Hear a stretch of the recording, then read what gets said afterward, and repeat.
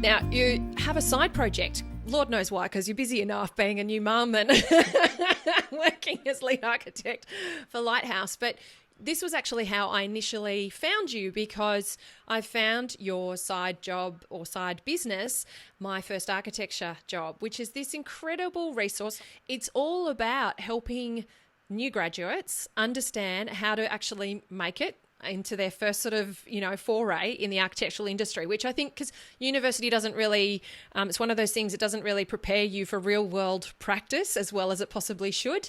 And I thought it was just such a brilliant resource for graduate architects. I wish it had been around when I first started working.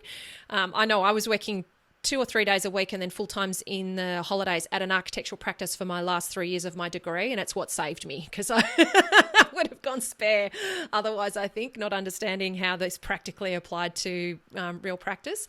What actually prompted you to start this? Because you are a very busy woman.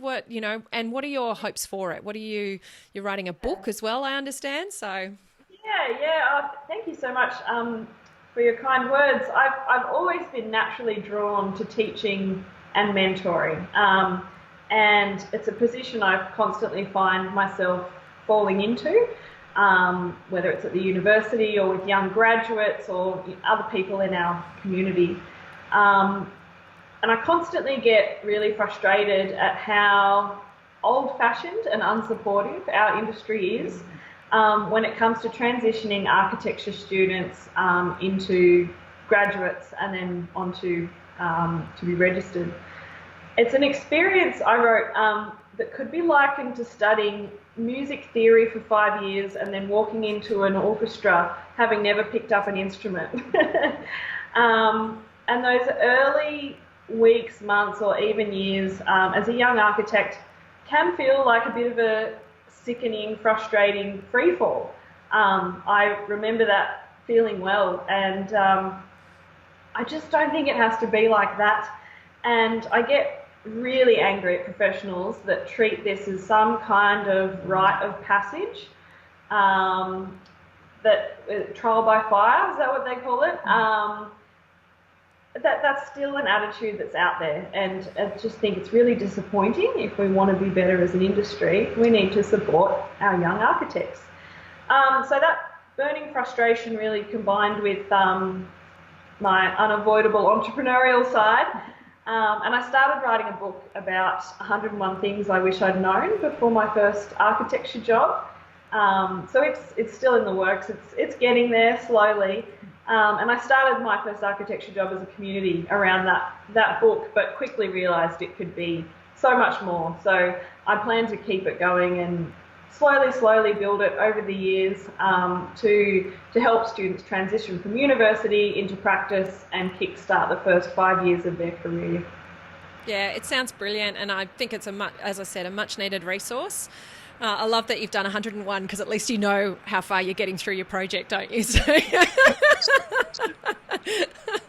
but no, it's brilliant. And like I said, I'll pop a link to it in the resources, because I think as a professional who's been in the industry for a long time, I would encourage my colleagues to look at what we can do to help, translate what our learnings have been, what our experience has been, down to that sort of new experience, because you can forget just how confronting the practice of architecture feels the first time that you do it, and all it does is set up the industry for that, it being this kind of really horrible apprenticeship, like you say, this trial by fire. And unfortunately what's happening is a lot of those graduate architects are taking on private jobs to do residential projects for their friends and their family. That's how they're cutting their teeth, and they're not supported with the knowledge and the education and the empowerment that they need, and that's then just fostering a negative impression of the industry overall. So I think that I should add, Amelia, I'm not doing this to be hard on universities either.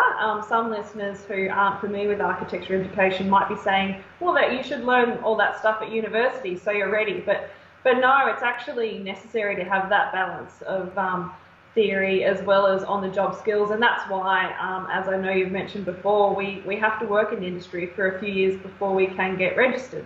So if that's how it's going to work, we as architects have to contribute to that.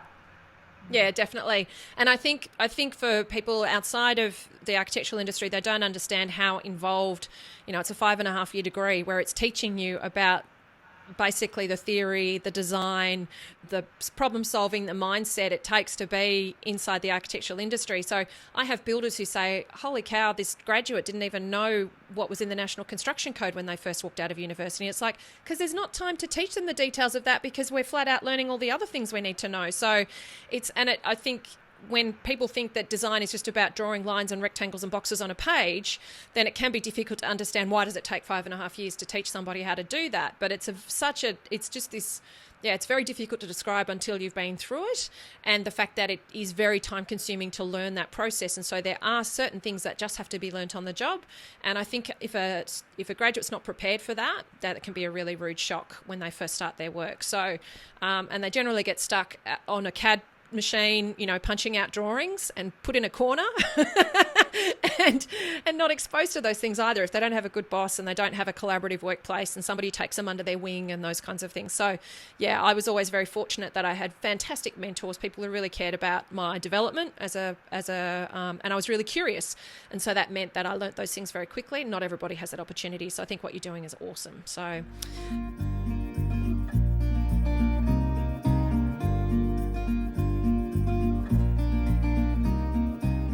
hi, now before you go, I just wanted to share with you, there are 3 big mistakes that I see homeowners make when they're planning their renovation or building project. Mistakes that cause huge amounts of stress, cost overruns, time blowouts, and really ultimately make the journey of renovating and building much more difficult. Want to know what they are? Well, the first of those 3 mistakes is that people just dive into the process. They don't really prepare for it. They don't really understand what are the right steps to take and when, and they just barrel in. And I think homeowners do this because it's a big, overwhelming process building or renovating your home. It involves a lot of big decisions, a lot of money. But unfortunately, if you're only ever taking steps ahead, not really knowing the full picture, it's very easy to get lost, misled, end up in a completely the wrong spot, and for it to be very expensive and time consuming to get yourself out of that position. The second mistake that I see homeowners make is they make themselves a target. A lot of homeowners tell me actually they feel like they're walking around with a target on their forehead just waiting to be taken advantage of. But unfortunately, a lot of homeowners don't do the work required to really inform themselves so that they know how to sift and filter the advice that they're receiving, so that they know how to not fall for the dodgy operators, and so that they know when they're being told something that they want to hear rather than what they need to hear. When you know how to put the right team of people around you and you know how to trust the advice that you're receiving, it will completely change the game for your renovation or building journey. The third mistake that I see homeowners make is that they don't invest in the design. The design, of course, is the lines, the spaces, the volumes that are drawn as lines on a page, but end up becoming the rooms and the home that you ultimately live in. And so many homeowners really struggle because they know that this is something going to be long term, that their decisions are going to have a big impact on how they get to live their lives, and yet really fear stuffing it up, making decisions that they think that they'll regret long term. When you know how to get the design right, how to create a home that not only works for you now but into the future, then you can move with certainty towards that future finished home, knowing that it'll actually deliver the dream that you're hoping it will and create a beautiful lifestyle for you and your family. I would love you to check out my 2 online courses. I have one for Australian homeowners called How to Get It Right in Your Reno or New Home, and I have one for American homeowners called the Welcome Home course. If you don't know the steps from start to finish of your renovation or building journey, from the point of talking with your local authority through putting your team together, getting the design right, getting all of your approvals, choosing your contractor or builder and getting your home built, that's exactly what these courses will help you do. I lay out step by step my own system that I've been using in over 250 projects in over almost 25 years in this industry, and I explain it to you in a step-by-step way that you can put into action on your project. I also help you really focus on what are the core fundamentals of a well-designed home. What does it look like to achieve good design? I have got minimum recommendations for dimensions. I've got some key things to help really pull out of you what it's going to be that you want from your home, so that you can really communicate that with the people that you're working with and get really clear on what's going to make a big difference for you and your family's lifestyle in your home. And I also have lots of tools and guides so that you can pull the right team together. You can sift and filter the advice that you're receiving. You can know that you're moving in the right direction. You can always be working to save money and time and stress, and you can can really get bang for buck in how you spend your budget overall, so that you can make sure that you stretch that money that you have as far as it possibly can go. And ultimately, these courses are all about helping you create that future family home that you're dreaming of, that is perfect for you and your family, and that ultimately helps you feel great and that you feel great in.